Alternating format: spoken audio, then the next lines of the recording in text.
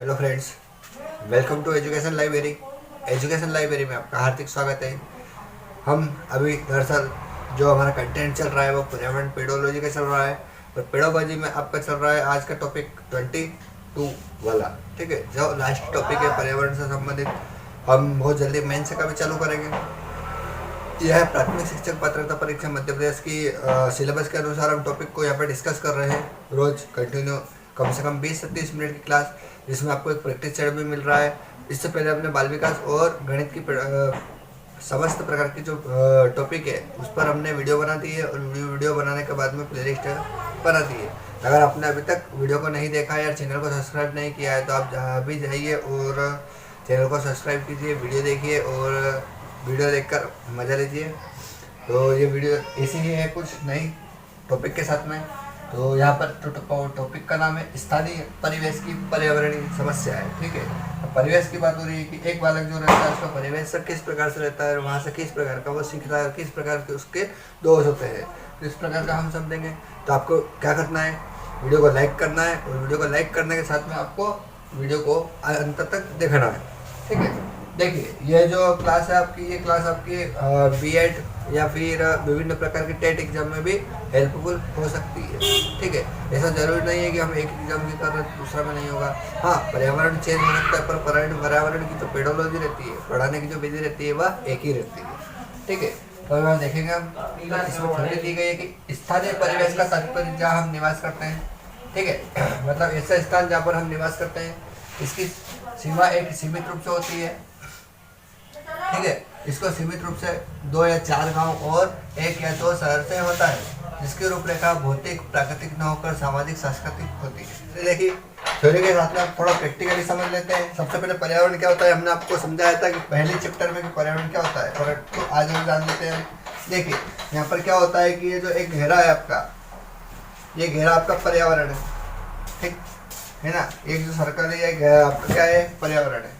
अब इसमें क्या होता है, इसके अंदर ही एक परिवेश रहता है जिसमें हम निवास करते हैं, है ना। इसके जैसे कि मान लीजिए यहाँ पर बालक है, अब ये जो बालक है आपका, ये बालक यहाँ पर निवास करता है। इसकी जो सीमा रहती है वो निश्चित रहती है। ठीक है, अलग अलग परिवेश रहते हैं, अलग अलग भाषा रहती है ना। इसको सीमित रखने के लिए क्या 2 या 4 गाँव होते हैं या फिर 1 या 2 शहर होता है। ठीक है, जिसकी रूपरेखा, इसकी जो रूपरेखा रहती है इसकी कैसे बनाते हैं, एक तो भौतिक रूप से, एक होता है प्राकृतिक रूप से और एक होता है सामाजिक रूप से और एक होता है सांस्कृतिक रूप से। ठीक है, 4 प्रकार से बताया गया है। ठीक है, इतने प्रकार से यहाँ पर यह परिवेश होता है। अब देखिए भौतिक की बात करें तो भौतिक और प्राकृतिक क्या होता है, ठीक है, इसको भी जानेंगे हम। सामाजिक और सांस्कृतिक क्या होता है इसको भी जानेंगे हम। तो देखिए यहाँ पर 2 भाग बांटे हुए, एक इधर वाला है एक इधर वाला है। तो ये जो आपका ये भौतिक में आता है और प्राकृतिक में आता है। ठीक है, इतना आ रहा है। इसके अलावा ये जो 2 चीजें, ये सामाजिक रूप में आ रही है, समाज से जुड़ी हुई चीजें, और ये सांस्कृतिक रूप से आ रही है। ठीक, इस प्रकार से यहाँ पर होता है।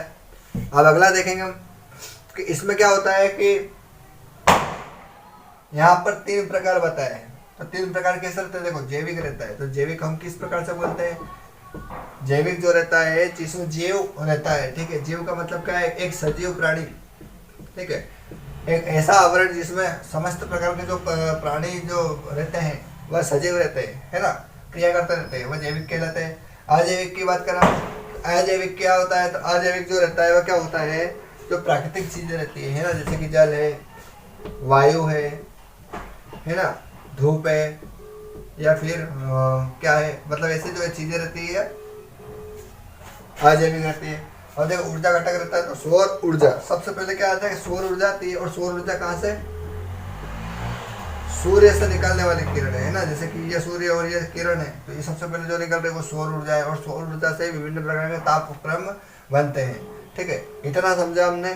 तो इतना समझने के बाद में देखो यहाँ पर अलग अलग पॉइंट दिए गए, तो अलग अलग पॉइंट में हम किस प्रकार से यहाँ पर देखेंगे। तो यहाँ पर बताया गया है जो भौतिक और प्राकृतिक चीजें रहती है उसमें कौन कौन सी चीजें आती है। देखो जलवायु आती है।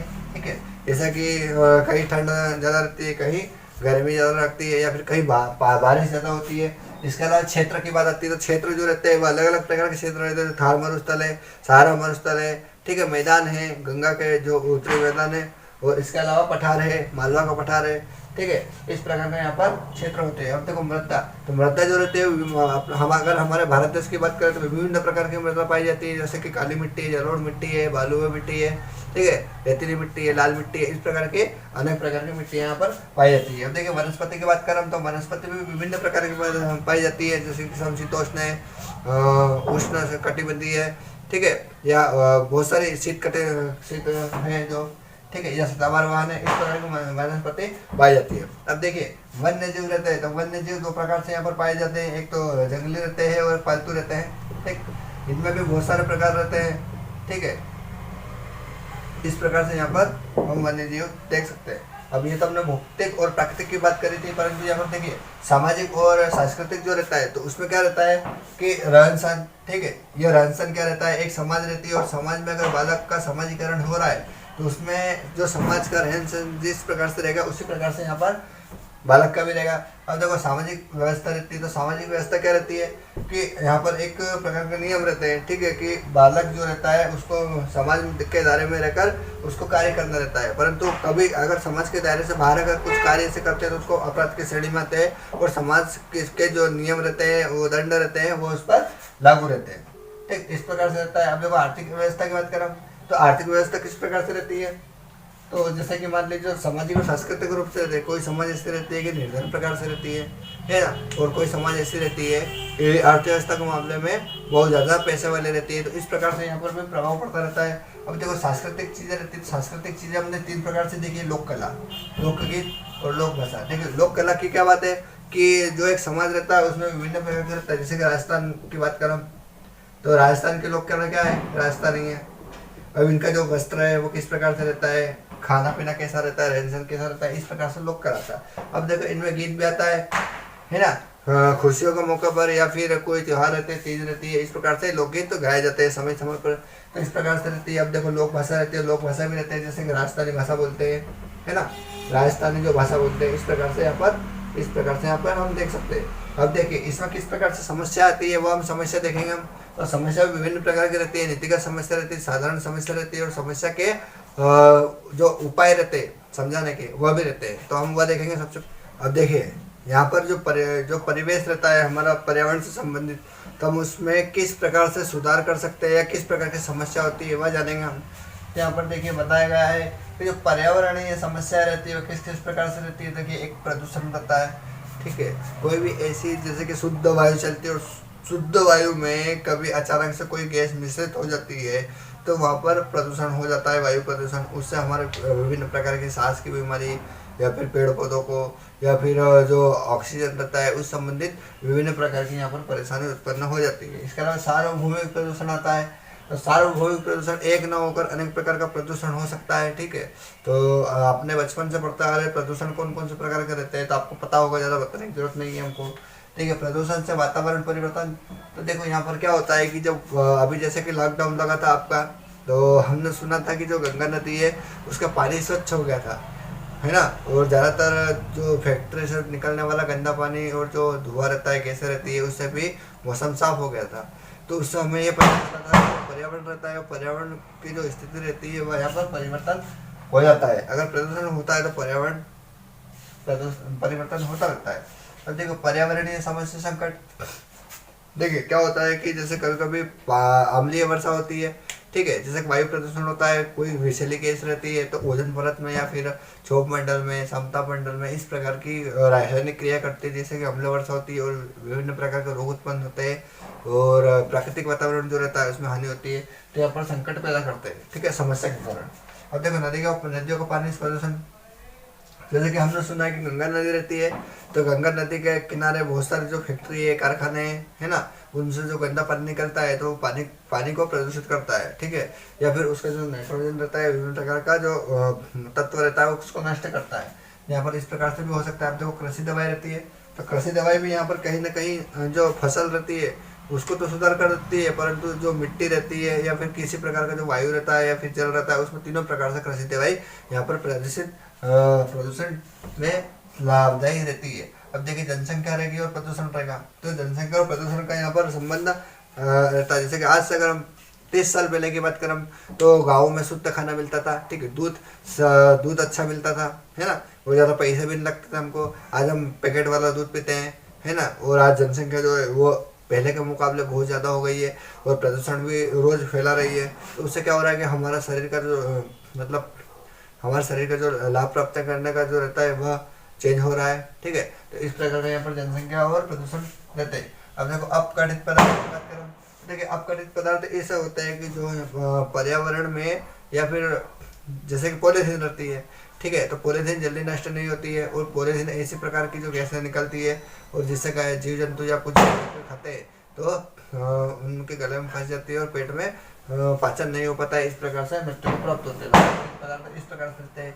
अब देखो पर्यावरणीय समस्या की बात करें तो पर्यावरण से संबंधित समस्या जो समस्त प्रकार की तेजी रहती है, ठीक है, तो हमको रोकना चाहिए। अब यहाँ देखो नीतिगत समस्या है, ठीक है, एक नीति बनाकर हम समस्या को दूर कर सकते हैं, ठीक है, एक सुझाव है यहाँ पर। तो सुझाव को अगर देखें हम तो यहाँ पर क्या होता है कि लोगों और सरकारी तंत्र की समस्या, ठीक है, जो पर्यावरण प्रदूषण समस्या रहती है वो लोग और सरकारी तंत्र की समस्या होती है। अब देखिए यहाँ पर पर्यावरणीय मानक और सरकारी संस्था भी रहती है, इसके लिए रोक और जुर्माना के माध्यम से हम यहाँ पर पर्यावरण प्रदूषण को कम कर सकते हैं। और जो कानून सुधार होता है, कानून सुधार किस प्रकार से रहता है, सुधार कर सकते हैं कि इस प्रकार जैसे मान लीजिए कि यहाँ पर अगर निःशुल्क जैसे प्रदूषण फैला रहा है तो 500 रुपये जुर्माना है, परंतु उसको कोई वो नहीं हो रहा है तो यहाँ पर 5,000 या 50,000 के समथिंग करना चाहिए। इस प्रकार से रोक और जुर्माना कर सकते हैं, कानून सुधार कर सकते हैं। अब आम सहमति और जागरूकता, अगर प्रदूषण फैल रहा है तो लोगों में जो धारणा रहती है उसको बदलना चाहिए, परिवर्तन करना चाहिए। उस आधार पर हम यहाँ पर जागरूकता ला सकते हैं और आम सहमति भी बना सकते हैं। अब देखिए यहाँ पर सुझाव दिए गए तो ये सुझाव इस प्रकार से रहते हैं, ठीक है। तो देखो पर्यावरण जागरूकता विकसित करना, ठीक है, यहाँ पर जैसे कि मान लो स्वच्छ भारत अभियान हम करते हैं ना, ये स्वच्छ भारत जो अभियान रहता है उसको 2014 में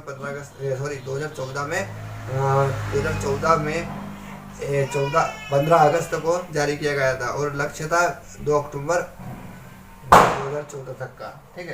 तो तब से हम 2 अक्टूबर 2014 को स्वच्छ भारत अभियान दिवस का जो रहता है इसमें पर्यावरण की जो पर्यावरण से बचाने के लिए यहाँ पर जागरूकता विकसित करते हैं। अब जो संवेदनशीलता की बात आती है तो कोई भी ऐसी जो तकनीक रहती है उसमें संवेदनशीलता लाना जरूरी होता है।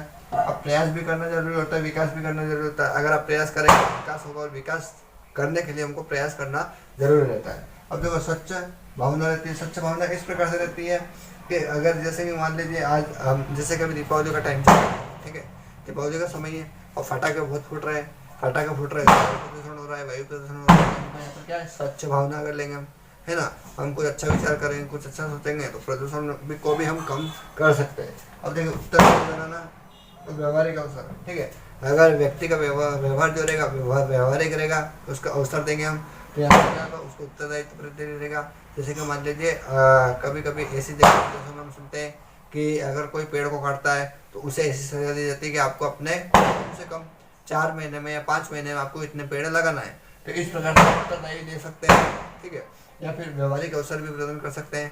तो इस प्रकार का आज का हमारा छोटा सा टॉपिक था। अगर आपको वीडियो अच्छी लगी हो तो आप वीडियो को लाइक कीजिएगा, चैनल को सब्सक्राइब कीजिएगा। अब हम प्रैक्टिस सेट देखेंगे आज के। अब आप हम देखेंगे प्रैक्टिस आज के हमारे।